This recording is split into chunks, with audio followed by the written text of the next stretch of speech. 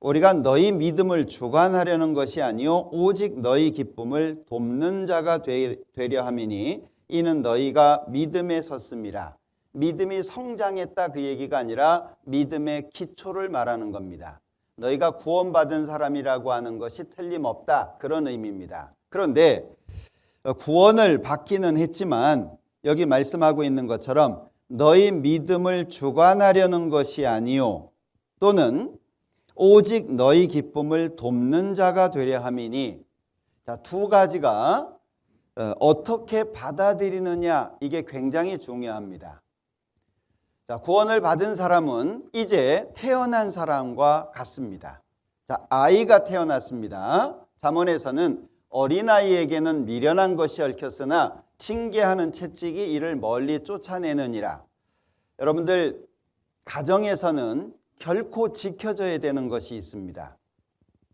특히 이제 아이들이 새로 태어나고 이랬을 때에는요, 가정에서 질서를 먼저 잡는 게 중요합니다. 그 질서를 확실하게 세워야 돼요. 그래서 지난번에 말씀을 드린 것으로 기억이 되는데 그 아버지의 위치를 정확하게 세워놔야 돼요. 그래야 자녀들이 그 안에서 자기의 위치를 정상적으로 잡고 그 다음에 삶이 자연스러워질 수 있어요. 모든 문제는 자기 위치를 모르고 질서가 잡히지 않기 때문에 그런 거예요.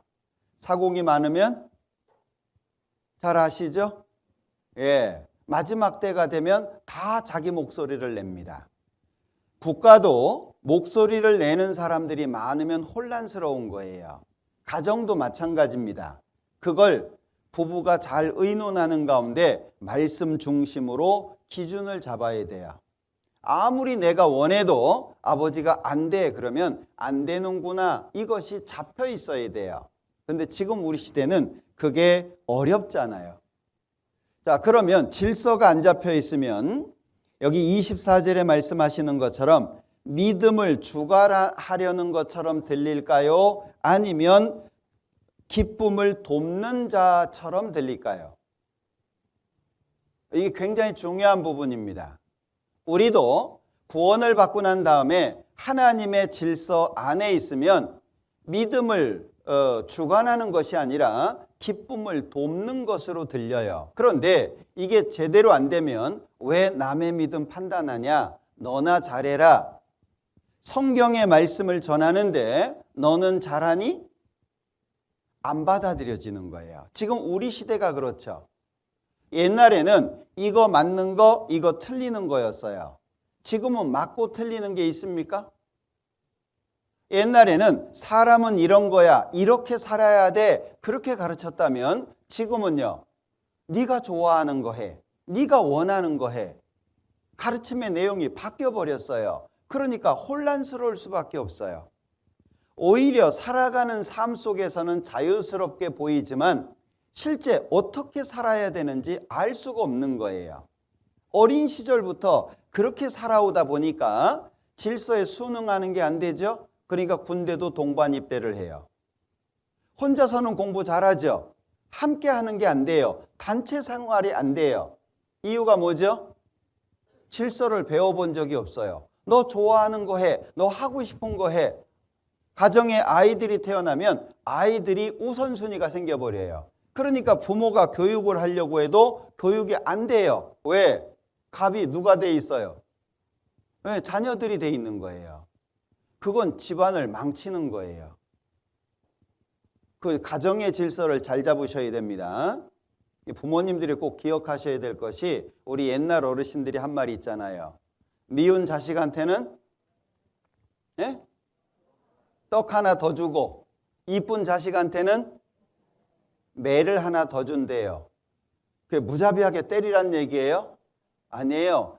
질서와 기준을 잘 익히게 해주라는 거예요. 그것이 익혀진 사람은 쉬워요. 나보다 어른이면 숙이면 되고요. 나보다 어린 사람이면 도와주면 돼요. 질서가 잡힌 사람은. 근데 질서가 없으면은요, 어디 가나 너하고 나하고 똑같아. 그럼 누가 힘들어요? 결국에 자기가 힘들어요. 하나님의 말씀을 듣는 것도 마찬가지입니다. 말씀 듣는 게 어렵죠. 특히 학생들이라든지 어릴수록 어려워져요. 왜 어려워져요? 네가 원하는 거 해. 근데 싫은 데 앉아 있어야 되거든요.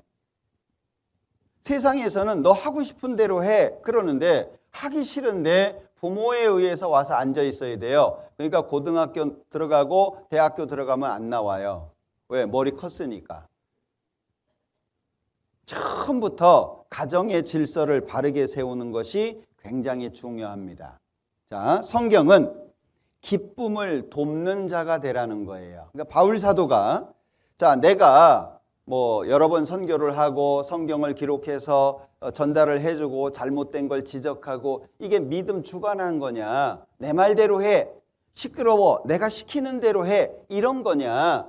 아니면 기쁨을 돕기 위해서 하는 거냐? 이 부분을 우리 스스로도 좀 잘 생각해야 될 겁니다. 자, 한 가지 생각해 보죠. 믿음이라고 하는 것은 전적으로 복음을 받아들이는 자와 예수님과의 개인적인 관계입니다. 잘 들으셔야 됩니다. 이거 고민해가지고 문구를 짠 거예요. 어떤 내용을 문장으로 만들어 놓으면 처음에는 어렵지만 그것이 마음속에 딱 들어오면 정리가 돼요. 그러니까 믿음이라고 하는 것은 완전히 개인적이라는 거예요. 믿음이라고 하는 건 개인적인 선택이죠. 다시 말하면 믿음이라고 하는 건 복음을 받아들이는 사람, 자기 자신이 되겠죠. 그리고 예수님과 개인적인 만남이에요. 왜 신앙생활이 잘 안 되죠? 왜 말씀을 듣는데 힘들어요? 개인적인 관계가 제대로 안 생긴 거예요. 게임하면서 좋을까요? TV 보면서 좋아요? 자기가 좋아하는 거 하면서 좋습니까? 그러지 않아요. 그런데 왜 말씀을 들을 때면 피곤하고 졸리고 설교 시간은 점점 짧아지는데도 불구하고 왜 이렇게 길고? 이유가 뭐예요? 관계가 제대로 정립이 안 돼 있어요. 네? 그러니까 주일날 도장 찍듯이 오면 앉아서 말씀을 듣거나 안 듣거나 시간 보내면 돼요. 그죠? 왜? 도장 찍었으니까. 그런데 예수님과 개인적인 관계가 확실하게 맺어져 있으면 참여하는 것으로 끝나지 않죠. 믿음의 결국 곧 영혼의 구원을 받았다라고 하는 것은 변화예요. 믿음이라는 건 이런 겁니다. 좋은 예는 아닌데 지금 이 강당에 1분 뒤에 불이 나요. 이 강당에 1분 뒤에 불이 납니다. 그걸 확실히 믿는 사람은 어떻게 할까요? 나가겠죠. 행동한다는 거예요. 내가 뭔가를 믿으면 행동이 나오도록 돼 있다는 거예요. 그런데 행동이 안 나오는 이유가 뭐죠? 생각해봐요. 아, 여기 1분 뒤에 불 나. 그러면 다 무너지겠지. 그럼 다 죽을 거야. 근데도 마음은요? 죽을 거야. 아무렇지도 않아요, 마음은. 믿는 거예요, 안 믿는 거예요? 안 믿는 거예요. 정말 내가 믿는다면 행동으로 나오도록 돼 있다는 거예요. 그러면 구원을 받았다라고 하는 말은 뭐죠? 내가 천국 간다라고 하는 것을 확신하며 그것을 위한 행동이 가능한 사람이라는 거예요. 구원받았다는 것은 교회 나오는 사람이라는 것도 아니고 기독교라고 하는 종교를 가진 사람이라는 말이 아닙니다. 구원을 받았다라고 하는 말은 내가 천국 가는 걸 확신하며 그 길을 걸어가는 데 있어서 행동이 가능한 사람이 됐다, 그런 뜻이에요.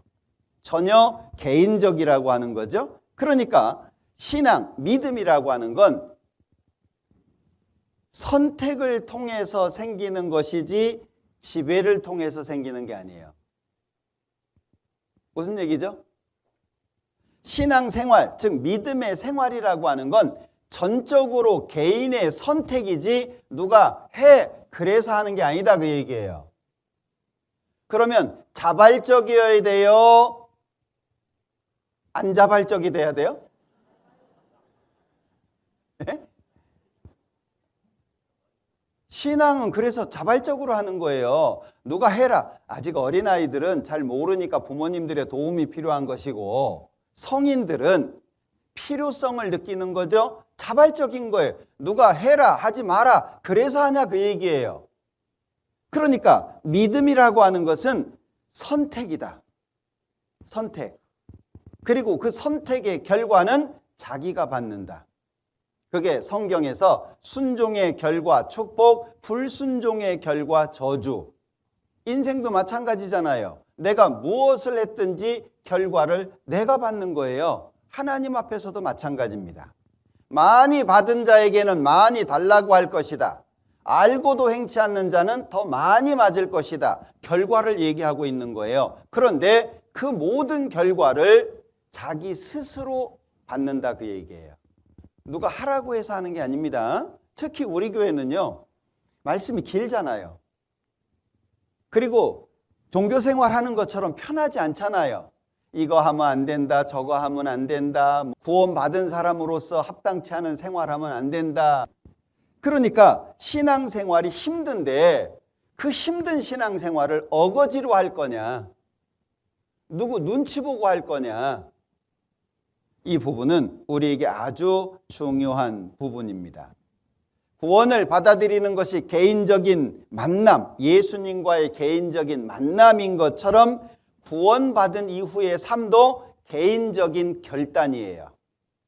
오늘 집에 가셔가지고 고민해 보세요. 나는 신앙생활을 왜 할까?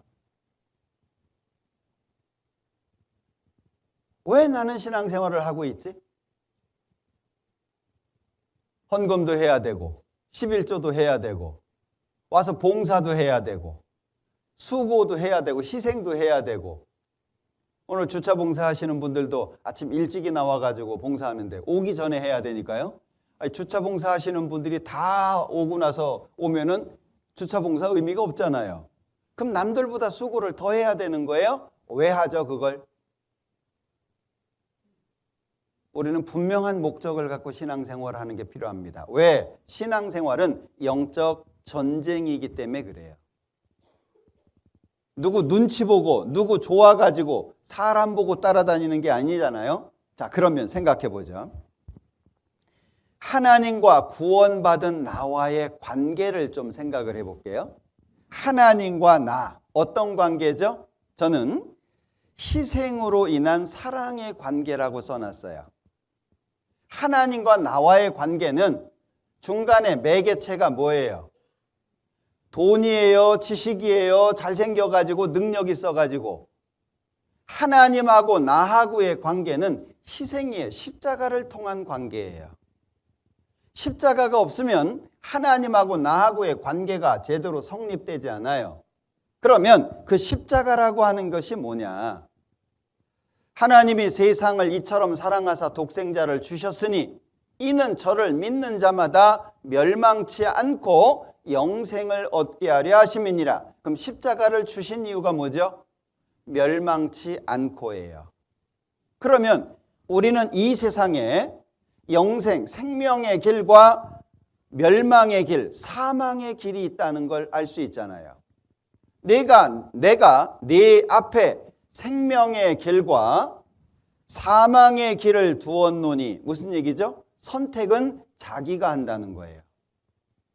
억지로 천국 가는 일 없습니다. 억지로 지옥 보내시지 않습니다. 자기가 선택한다는 거예요. 그러면 나는 왜 선택하게 됐죠? 십자가 때문입니다. 예수님께서 보여주신 무한하신 사랑, 죄인을 구원하시고자 하시는 하나님의 무한한 사랑, 그 사랑 때문에 나는 선택을 했어요. 예수님의 십자가를 마음속에 받아들였습니다. 그리고 내가 그리스도인이다 라고 말하기 시작했어요. 여러분들은 어떤 목적을 갖고 사십니까? 그 목적을 확고하게 하는 게 필요해요. 그래서 예수님이 이 땅에 오신 이후 이제는 손님이 아니에요. 외인도 아니에요. 우리 에베소서 2장에 말씀하잖아. 이제부터 너희가 외인도 아니요 손도 아니요. 외인, 상관없는 사람도 아니고 손님도 아니고 오직 성도들과 동일한 시민이요 하나님의 권속이라고. 가족이라는 말입니다. 하나님과 가족이 됐다라고 하는 의미로 말씀하고 있어요. 결국 하나님과 나는 예수님을 중보자로 해서 아버지와 아들의 관계를 맺은 사람이에요. 우리는 하나님을 아버지라고 부를 수 있고 나는 하나님 앞에 아들이 된 거예요. 이걸 명확하게 기억하셔야 돼요. 자, 그러면 왜 우리는 내 마음의 상태 그리고 외적인 상황에 따라서 하나님의 계획을 오해를 많이 할까요? 이 훈련받지 않은 군인들은요, 훌륭한 군인이 될 수 없죠. 노력하지 않는 운동선수는 좋은 결과를 맺을 수 없습니다.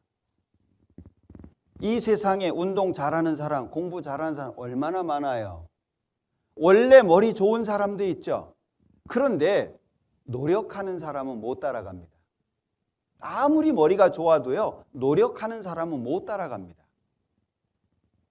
우리가 신앙생활이라고 하는 걸 공부하는 거라고 생각해 봐요. 또는 운동하는 거라고 생각해 봐요. 나는 어느 정도 노력하고 있으며 애쓰고 있는가? 그거에 비해서 내 생활이 보여지는 거예요. 내 마음이 신앙생활에 심상해요. 그러니까 말 똑바로 하라고, 바르게 하라고, 농담 같은 거 하지 말라고, 덕을 세우는 말을 하라고 성경에 아무리 말씀을 해도 나한테 안 들려요. 왜 안 들려요? 목표가 정확하지 않으니까. 하나님 앞에서 내가 어떤 모습으로 서야 되는지가 명확하지 않으니까. 세상에 있는 거 하나님 바라봐라. 이 세상은 없어질 거다. 그런데 세상은 보이고 하나님은 안 보이잖아요. 그러니까 마음이 보이는 쪽으로 기우는 거예요. 우리 마음을 내가 어떻게 해야 될지 잘 생각하셔야 돼요. 왜 나는 원망부터 하지?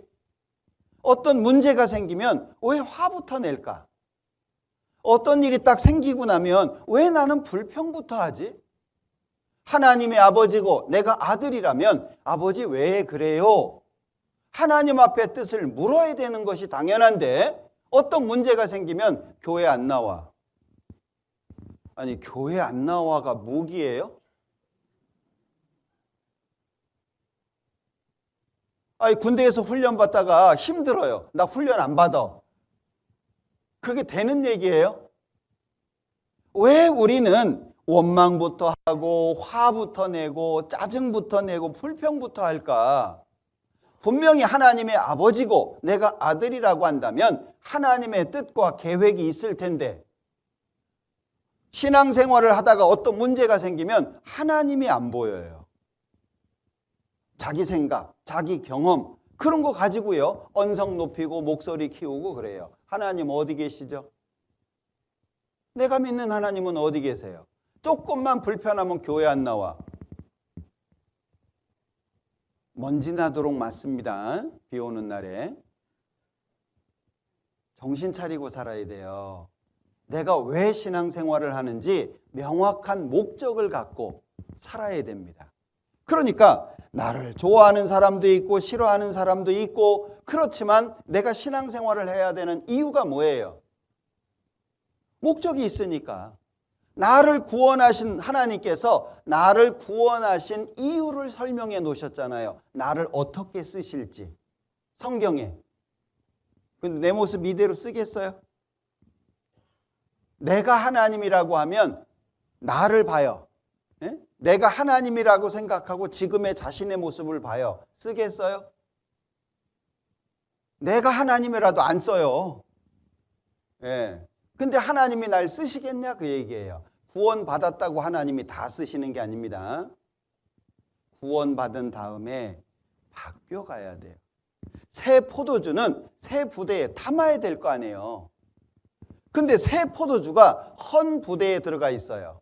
새 포도주는 새로운 생명을 말할 수 있고 새 부대는 생활을 말할 수 있어요. 구원받은 사람이 구원받은 사람답게 살아야 되는데 옛날 모습으로 살아. 구원은 받았대. 살아가는 건 옛날 모습이에요. 부대 터져요. 여러분들 포도주가 이게 팽창하잖아요. 발효가 되면서. 그럼 부대가 약하면 터져버려요. 둘 다 못 써요. 그러니까 구원을 받으면 구원받은 사람으로서의 삶이 성경에 나와 있으니까 그 모습으로 바뀌어야 돼요. 나는 어떻게 할까요? 중요한 것은 믿음은 행동을 만든다고 말씀을 드렸습니다. 우리가 하나님의 말씀을 배우는 이유는 지식을 쌓기 위한 것이 아닙니다. 그렇게 살기 위해서입니다. 성경을 배우는 목적은 그렇게 살기 위해서 배우는 것이지 지식을 쌓기 위해서 배우는 것은 아니라는 거예요. 우리의 마음의 변화가 필요하지 않습니까? 서로 간의 신뢰가 필요하겠죠? 기쁨을 돕는 구체적인 방법이 뭘까요? 바울 사도가 하나님의 말씀을 사람 얼굴을 보는 게 아니라 하나님의 말씀이 이렇다는 걸 전한 거예요. 근데 듣는 입장에서 왜 남의 믿음 주관에 이럴 수 있죠? 바울 사도가 그걸 얘기한 거예요. 그러면 하나님과 나 사이에 관계가 좋아지기 위해서는 뭐가 세워져야 돼요? 하나님의 말씀이 제대로 세워져야 됩니다. 바울 사도가 그 일을 하고 있다고 말하고 있는 거예요. 그래서 꺼리 끼지 않고 하나님의 말씀 다 전했다라고 사도행전에 말씀하고 있고, 내가 3년이나 밤낮 쉬지 않고 눈물로 각 사람을 훈계하던 것을 기억하라. 왜 그게 필요하죠? 하나님과 좋은 관계 맺게 하려고. 우리 형제 자매님들 앞에서도 저도 같은 마음이 들어요. 예. 저는 주로 설교를 할 때, 설교 준비를 할 때 사실은 제 마음속에 있는 걸 많이 고민을 합니다. 왜냐하면 저도 신앙생활을 하는 사람이니까. 보기에는 뭐 목사가 잘하는 것처럼 보일지 모르지만 제 마음속에도 갈등이 있고, 제 마음속에도 불평이 있고, 제 마음속에도 게으름이 올라오고, 그러니까 누구한테 설교하는 것보다 먼저 제 자신의 문제를 가지고 고민을 해요.